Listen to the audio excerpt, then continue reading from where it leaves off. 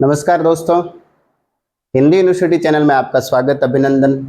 कल मैंने संधि के भाग 2 के अंदर दीर्घ संधि को समझाया था। आज हम गुण स्वर संधि पर बात करेंगे। बहुत सरल सा नियम है और बहुत सरल बात हमने सीखी है कि हमने कल दो समान जो स्वर थे जिसकी सजातीय है, अ और आ सजातीय है, ई और ई सजातीय, उ और ऊ सजातीय, और उसके अंतर्गत री एक अपवाद के रूप में भी हमने जोड़ा है। बहुत सारे अपवाद इसके अंदर आएंगे। अब सजातीय जितने सारे थे उनका हमने काम कर लिया, लेकिन स्वर तो ऐसे भी मिल सकते हैं ना कि एक दूसरी जाति का एक दूसरी जाति का है, दोनों अलग अलग है, तो वो भी स्वर मिलने से जो संधि जिन पदों का विकार होकर के नया शब्द बनता है तो वो अलग अलग प्रकार की संधि के नाम से जाना जाएगा। लेकिन सबसे पहले आपको ध्यान रखना यह है कि सजातीय वर्ण ये मिलने के बाद में पहला वर्ण जहां आता है, जैसे अ और इसके जस्ट बाद में सजातीय छोड़ करके कौन सा है, ई है, तो हम अ और ई का करेंगे। एक स्वर संधि की गुण स्वर संधि की सामान्य विशेषता यह है कि संधि के परिणाम के अंदर ए आएगा। ए की मात्रा एक है, ध्यान रखना। ओ इसकी मात्रा भी एक है, और अर आएगा। जो हम संधि करेंगे उस संधि के परिणाम के स्वरूप में ए ओ अर आता है तो गुण स्वर संधि है। संस्कृत में सामान्य रूप से ए और ओ को गुण स्वर संधि कहते हैं, ऐसा एक सामान्य से उसकी परिभाषा है, लेकिन हमने री को भी इसके साथ में जोड़ा है। इसको समझने के लिए एक सरल और ट्रिक है, आप समझेंगे। क्लास के अंदर या फिर पहले के जमाने में महिलाओं को खुले बाल रखने की अनुमति नहीं थी कि एक बार द्रौपदी ने रखे थे, पूरे परिवार का नाश हो गया, और भोजन में भी बाल आ जाते तो उनको समस्या आती है। तो क्या करते हैं कि बाल को चोटी बना के रखना है। एक चोटी बनाते हैं, जहां एक चोटी आपको दिखती है, एक चोटी, तो कहते हैं कि वो महिला घर में अच्छी है, यानी गुणवान है। तो जहां पर आपको एक चोटी ऊपर की ओर दिखती है तो वो गुण संधि ही होगी, इसलिए कुछ सोचना नहीं है, या तो ओ के रूप में या ए के रूप में। लेकिन कुछ अपवाद है, उसको भी हम इसमें पढ़ लेंगे। समझ में आ गया? एक चोटी। और स्कूल में जो 12वीं तक बच्चे जाते थे, कई स्कूलों में नियम होता था कि दो दो चोटी बना के आना है। तो जो दो चोटी बनाते हैं तो उसके गुणों में कहते हैं कि वृद्धि होती है। आपको ऊपर में कहीं भी दो मात्रा दिखती है तो 90% आप सीधा आंख बंद करके उसको स्वर वृद्धि संधि कर लीजिए, आपके काम हो जाएगा। एक चोटी गुणवान, दो चोटी गुणों में वृद्धि। बहुत सरल तरीका है इसका समझने का। चलो अभी हम उदाहरण पे बात करते हैं। पहले आप देखिए अ और ई, क्योंकि हमने पहला अ और इसके जस्ट बाद ई आता है। पहले अ का काम करेंगे। अ और ई ये ए बनता है, ये ध्यान रखना, जो हमने पहले बता दिया। इतरेतर, ये मैंने उदाहरण इतने इसलिए लिखे कि बहुत सारे उदाहरण मुझे याद नहीं रहे और मैं सोचता हूं कि कहीं भूल नहीं जाए, इतने याद नहीं रहेंगे। सरल बात है, सीधी बात है। तो ये परीक्षा में आए हुए हैं, कहीं न कहीं परीक्षाओं के अंदर आए हैं, वो मैं कह रहा हूं। इतरेतर सरल, बहुत सरल शब्द दिख रहा है लेकिन हम उसको कर नहीं पाते। और अर्थ होता है इसका, इतर प्लस इतर, अ प्लस ई। अब यहाँ हलंत नहीं होना चाहिए, परीक्षाओं के अंदर यहाँ हलंत दे दिया जाता है, अंत में हम उसको कर देते हैं, सर इतरातर कर लेते हैं। इतरातर शब्द है, इतरेतर इतरेतर इतरेतर, आप बोलेंगे तो भी उसमें आ जाएगा। नेति बहुत छोटा शब्द है। अब यह नेति, ई की ध्वनि छोटी है, बड़ी नहीं है, आप उसको नेति मत करना। न प्लस इति बहुत महत्वपूर्ण है, बहुत महत्वपूर्ण है, बहुत महत्वपूर्ण है। न यानी नहीं, इति यानी इतना, इतना नहीं और चाहिए। और दूसरा नेति का अर्थ होता है नेति नेति करना, यानी आपने जो दिया वो पर्याप्त है। प्रेषिति, प्रेषिति क्या होता है? जो चीज भेजी गई है, तो प्र प्लस ई शी ती। अब आपके ऑप्शन में जब परीक्षा देंगे तो यहाँ ती बड़ी आ जाएगी, कहीं छोटी आ जाएगी, लेकिन आपको इसको ध्यान रखना है। आप ऑप्शनों में ये 5-7 दे देंगे, फिर कौन सा सही होगा ये बताओ। तो ये शब्द ऐसे ध्यान रखना है कि कौन सा शब्द किस प्रकार का, कौन सा पद कैसा है। मत्स्येंद्र, मत्स्य, यहाँ हलंत मत कीजिएगा, प्लस इंद्र, मैंने पहले बताया कितने भी हो भगवान के नाम है, ईक्षक और भगवान के जितने नाम है ईश्वर ईश वो ही बड़े होंगे, बाकी है इंद्र। प्रेत, कितना छोटा शब्द है लेकिन बहुत घातक है। प्र प्लस इत, आप इसको एत मत कीजिए, बहुत सारे ऑप्शन में एत आ जाएगा, नहीं करना है आपको, याद रखना इन दोनों को, नेति और प्रेत। ममेतर, ये परीक्षा में आया है, मम प्लस इतर, इसमें मामा प्लस इतर मत करना, ध्यान रखना समस्या आ जाएगी।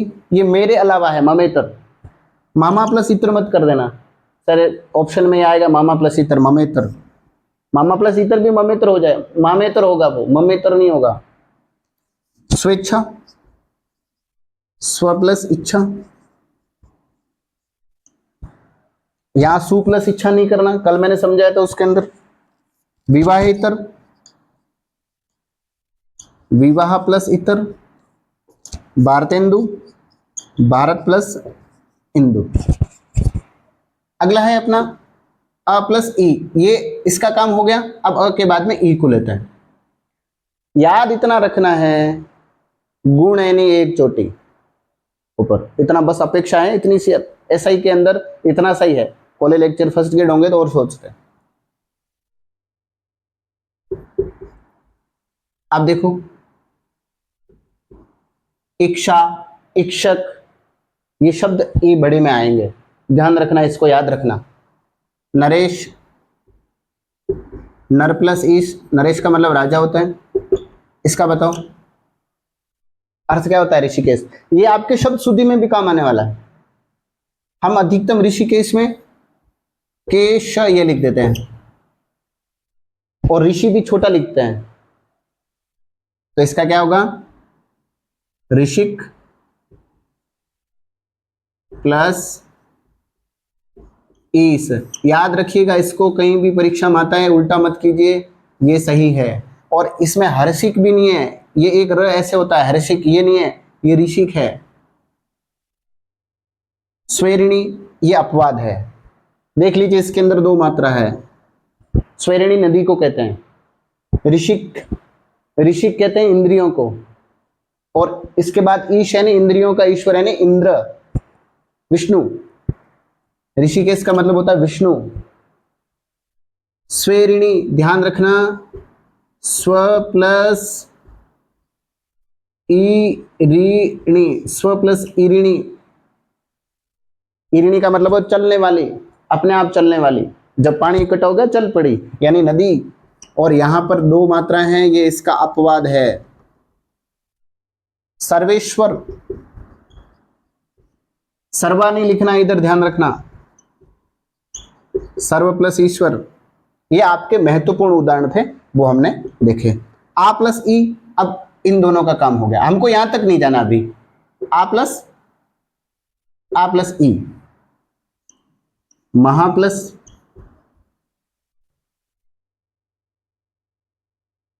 इंद्र, राजा प्लस इंद्र, राज प्लस इंद्र मत करना, बताओ सुधेंदु क्या होगा, तो सुधा प्लस इंदु,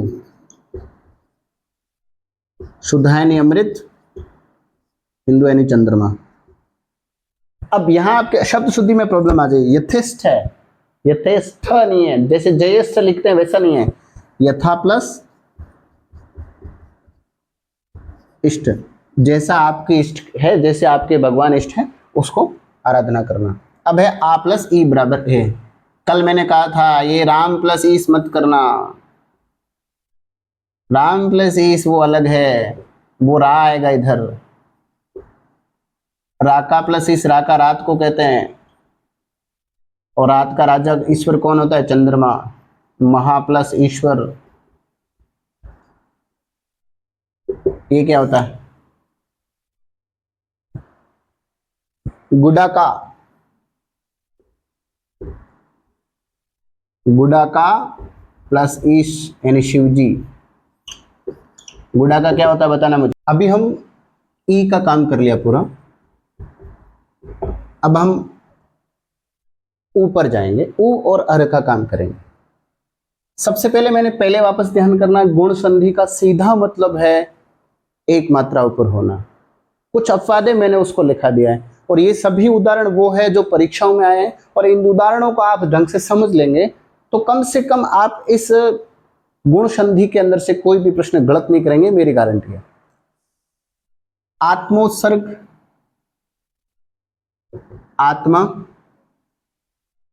क्या करना है अब? आत्मा करना है, आत्मा करना है? आत्मा आएगा, आत्मा आएगा। हिंदी शब्द है आत्मा, संस्कृत शब्द है आत्मा, और ये संधि पूरा शब्द किसका है? संस्कृत का है। आत्मा प्लस उद प्लस सर्ग। अब इसमें प्रश्न आपके ऐसे भी आ सकता है कि इसके अंदर कौन सा उपसर्ग लगा है, लेकिन उपसर्ग तो सबसे पहले लगता है। तो कहा कि मूल शब्द कौन सा है, तो सर्ग मूल शब्द है। उद इसमें उपसर्ग लगा है, और आत्मा आप इसको ऐसे लिख सकते हैं, आत्मा उद्सर्ग। अब यहां द आएगा तो नहीं आएगा, ध्यान रखना इधर ये, और जब बदल जाएगा तो उसमें आएगा। अब वैसे हिंदी के अंदर द और त एक जैसे हैं, लिखोगे तो भी गलत नहीं होगा, लेकिन ऑप्शन में ये है तो आपको उत्सर्ग ही करना है। अतिशय, अब यहां गड़बड़ कर देते हैं, गड़बड़ यहां शय के अंदर आधा कर देते हैं, अतिशय ऐसा होता है जैसे आशय में करते हैं, शय आधा करते थे, जबकि आशय पूरा होता है। तो ये ध्यान रखना, अतिशय प्लस उक्ति। आनंद प्लस उद, आनंद प्लस उत्कर्ष, आनंदोत्कर्ष। अब आप इसको इस पे ऐसे भी लिख सकते हैं, आनंद प्लस उत्कर्ष। दर्पोक्ति, दर्प प्लस उक्ति। पदोन्नति, पद प्लस उद प्लस नति। नीचे की ओर जाना, जिसको दबाया गया हो। प्र प्लस उत्साहन, वैसे क्या होगा? प्र प्लस उद प्लस साहन। मदोन्मत, मद प्लस उन्मत या उद्मत होता है सही शब्द तो। मदोन्मत आप ना कर लीजिए, कोई प्रॉब्लम नहीं, अगर द आता है तो उसको करना, ध्यान रखना, यहाँ अलंत मत करना मध्य में। मुख प्लस उपाध्याय, मुख प्लस उप प्लस अधि प्लस आय, कितने?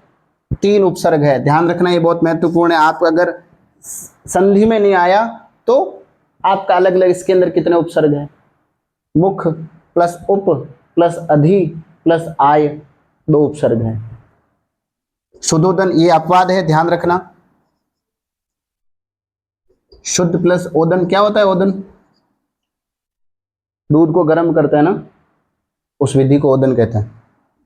अब ये आप कर तो लोगे, लेकिन आपको शब्द समझ में नहीं आएगा, इसलिए ध्यान रखना। स्वातंत्रय, स्वातंत्रय प्लस उत्तर, देखना ये तत्ता वाला इधर ये लगा है, ध्यान रखना, मैंने जानबूझ के नहीं लगाया था, ये लगाना चाहिए, नहीं तो गलत हो जाएगा। आप उत्तर में ऐसे कर दिया तो वो पूरा वाक्यांश आपको ऐसा दे रखा होगा, लेकिन आप क्या करेंगे, उसको नहीं करेंगे तो गलत हो जाएगा। नवोढ़ा, आ प्लस अ प्लस उ बराबर ओ, नव प्लस ऊढ़ा, ऊढ़ा यानी घर में आई हुई नई स्त्री, आई हुई स्त्री, नव यानी नई नई, यानी जिनकी अभी शादी हुई है, और ऊढ़ा का अर्थ उठना भी होता है, अभी हाल ही में चौरी से उठी है, उसको नवोढ़ा कहते हैं। अक्षोहिणी, ध्यान रखना, अक्षोहिणी अपवाद है। अक्ष, ऊहिनी, ऊहिणी नहीं आएगा, ऊहिनी आएगा। अ के बाद में अगर ये न आता है और या फिर कोई स्वर आता है तो वर्ण में बदल जाता है, इसमें व्यंजन संधि भी है।